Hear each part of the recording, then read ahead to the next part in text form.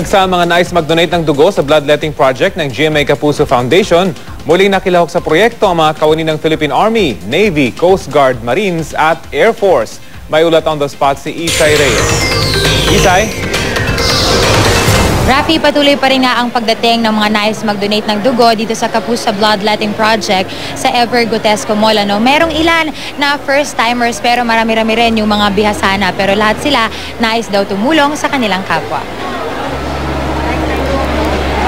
13 beses na raw nagdo-donate ng dugo si Dandy. Taon-taon, ginagawa niya ito tuwing kanyang karawan bilang pasasalamat sa Panginoon.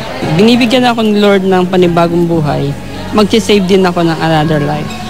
Gaano po ba kahalaga yung isang bag ng dugo?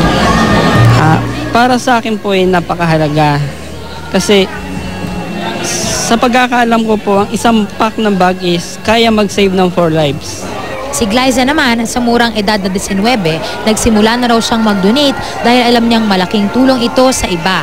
Gusto ko lang din po makatulong sa ibang bata, sa mga ibang tao po nangangailangan. Bakit? Para po, pag minsan po mangangailangan din po ako ng dugo, at least po, hindi po ako matatakot na bigyan din, may magbibigay din po sa akin. Alas 8 pa lang ng umaga, mahaba na ang pila ng mga nais mag-donate ng dugo. May ilan na dumating mag-isa, meron namang kasama ang buong pamilya bilang suporta. Di naman papahuli ang mga kawani ng Philippine Army, Philippine Navy, Coast Guard, Philippine Marines at Philippine Air Force na taon-taong kasali sa proyektong ito.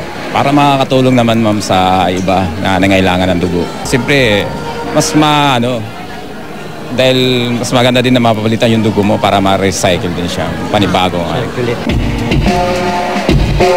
Ang banda nga ng Security and Escort Battalion ng Philippine Army ang siya pang nagsisilbing entertainment para sa mga blood donors ngayong araw. May prosesong sinusunod ang lahat ng donors. Una, pipila muna para sa registration at weighing.